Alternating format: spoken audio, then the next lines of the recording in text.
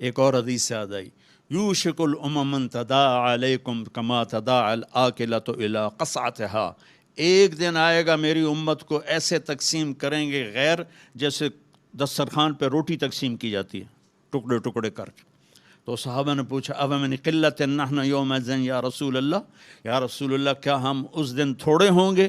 اب میں کہا لا انتم یومئذ کثیر، تم بہت زیادہ ہوگے، ولکنکم غثاء، ان کا غثاء السیل، تم بارش کے طوفانی پانی کے اوپر جو تنکے تیر رہے ہوتے ہیں، تم ایسے تنکوں کی طرح بے حیثیت اور بے قیمت ہوگے، اور وَلَا يَقْذِفَنَّ فِي قُلُوبِكُمُ الْوَهْنَ، اور اللہ تمہارے دلوں میں وہن ڈال دے گا۔ تو صحابہ نے پوچھا یا رسول اللہ وہن کیا ہے؟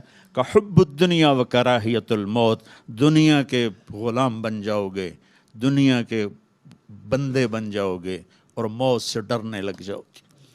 بھلا موت تو اللہ کی ملاقات ہے۔ ابراہیم علیہ السلام کے پاس اسرائیل آ گئی، چلو جی، تو وہ کہنے لگے بھلا کبھی خلیل بھی خلیل کو مارتا ہے؟ تو وہ اسرائیل واپس گئے، کہا جی وہ ابراہیم تو یہ کہہ رہے ہیں، کہا اچھا اس سے کہو کبھی خلیل بھی خلیل کے ملنے سے رکتا ہے؟ تو انہوں نے کہا جی اوپر سے تو یہی جواب ہے، کہا جلدی کر لے جا لے جا۔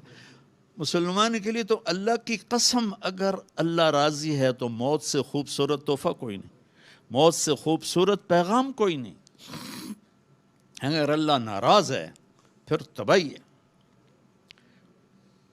عمر بن عبدالعزیز اس تخت پہ بیٹھے جس پہ بنو امیہ کے ظالم حکمران بیٹھے تھے، عبد الملک بن مروان، پھر ولید بن عبد الملک، پھر سلیمان بن عبد الملک، اور چوتھے عمر بن عبدالعزیز۔ عبد الملک ان کے سگے چچا تھے، عمر بن عبدالعزیز اور عبد الملک بھائی تھے، مروان کے بیٹے تھے۔ تو عمر بن عبدالعزیز نے 2.25 سال حکومت کی، اور 3 بر اعظم میں زکوٰۃ لینے والا کوئی نہ بچا۔ 3 بر اعظم پہ حکومت تھی، جنوبی فرانس سے لے کر شمالی افریقہ تک اور ملتان تک اس بندے کا جھنڈا لہراتا تھا، اور 3 بر اعظم میں زکوٰۃ لینے والا کوئی نہ بچا، کہ پہلے خزانہ اپنا سمجھ کے لوٹتے رہے اور انہوں نے خزانے کو امانت سمجھ کے استعمال کیا۔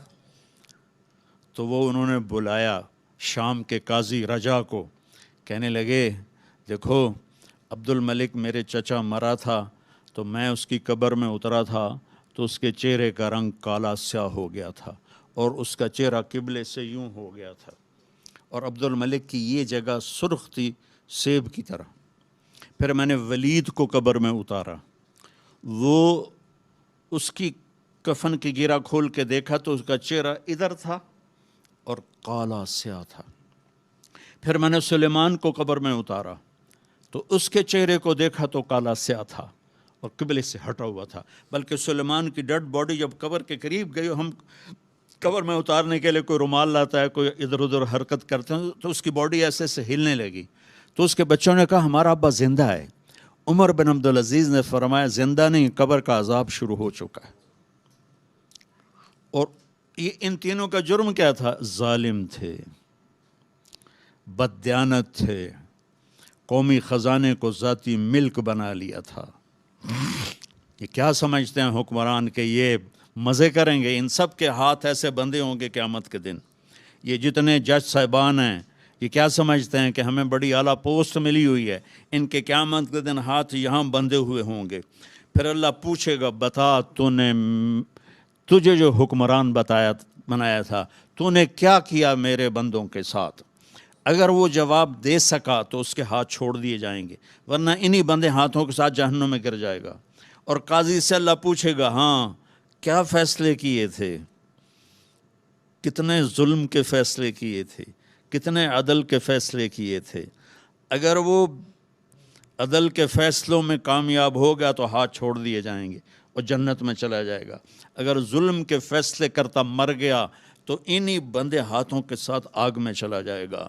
بھائیو آخرت بھی ہے، بھائیو صرف دنیا نہیں ہے، آخرت بھی ہے، ٹک حرص و ہوس کو چھوڑ میاں، مت دیس بدیس پھرے مارا، قزاق اجل کا لوٹے ہے، دن رات بجا کر نکارا، کیا بدیا بھینسا بیل شتر، کیا گونی پلہ سر بارا، کیا گیہوں چاول موٹ مٹر، کیا آگ دھواں اور انگارا، سب ٹھاٹھ پڑا رہ جائے گا جب لاد چلے گا بنجارا۔ یہ تو رہنے کی دنیا نہیں ہے۔ الدنیا ثلاثۃ ایام، میرے نبی فرماتے تھے میں پاؤں اٹھاتا ہوں تو رکھنے کی امید نہیں ہوتی، سانس اندر لے جاتا ہوں تو باہر نکالنے کی امید نہیں ہوتی۔ تو بھائیو، اللہ کے واسطے اپنی آخرت کا سودا نہ کرو، دنیا کا سودا کرنا پڑے تو کر دو۔ کیوں حسین ذبح ہو گئے 72 سمیت، 16 اہل بیت اور باقی جان نثار، کیوں اتنا قیمتی خون ذبح ہو گیا؟ کہ ایک طرف دنیا تھی، ایک طرف آخرت تھی، انہوں نے آخرت کو گلے لگایا، نیزوں پہ سر چڑھ گئے۔ عاشق کا جنازہ ہے ذرا دھوم سے نکلے، محبوب کی گلیوں سے ذرا گھوم کے نکلے، چڑھ گئے نیزوں پر، اور یزید نے دنیا بنا لی، آج تک لعنت پڑ رہی ہے۔ تو بھائیو، میں ساری قوم کو ہاتھ جوڑ کے کہتا ہوں، ہم مل کے اب توبہ کریں، اور ہم ایک ایمان، اس کے بعد نماز کوئی نہ چھوڑے، نماز کی پابندی کریں۔ ہماری قوم میں نماز بہت کم ہے۔ ہمارے KPK کے علاقے میں نمازی ہیں، لیکن وہاں سود بہت زیادہ ہے، لوگ سود پہ دیتے ہیں اور بہت ظلم کرتے ہیں۔ نمازی ہیں لیکن سود نہیں چھوڑتے ہیں، تو یہ ان کے لیے بہت بڑی تباہی بن جائے گی۔ 2 آدمیوں پہ زبردست عذاب آنے والا ہے، 2 آدمیوں پہ۔ امت مسلمہ میں 2 قسم کے لوگوں پر سب سے شدید عذاب ہوگا، ایک سود کھانے والا، دینے والا نہیں، کھانے والا، سود لینے والا، اور ایک ناحق قتل کرنے والا۔ ان دونوں کے لیے سب سے خوفناک عذاب ہے جہنم کا، اہل ایمان میں سے۔ زانی شرابی کے لیے وہ عذاب نہیں ہے جو سود کھانے والے اور قتل کرنے والے کے لیے ہے۔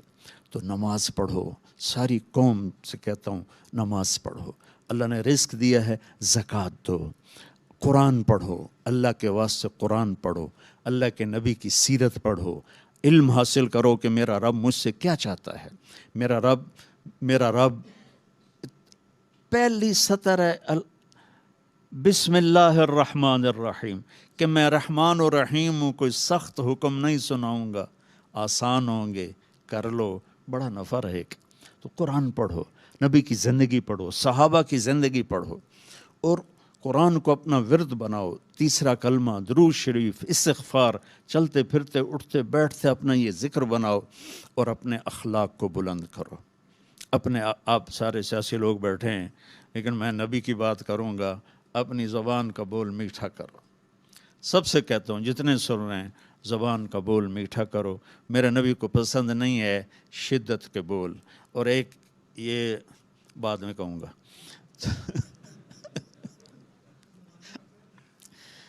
تو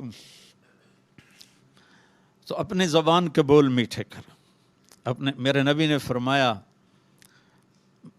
میرے نبی سے پوچھا گیا، یا رسول اللہ، سب سے زیادہ جنت میں کیا چیز لے جائے گی؟ تو آپ نے فرمایا، اچھے اخلاق اور تقوی سب سے زیادہ جنت میں لے جائے گی۔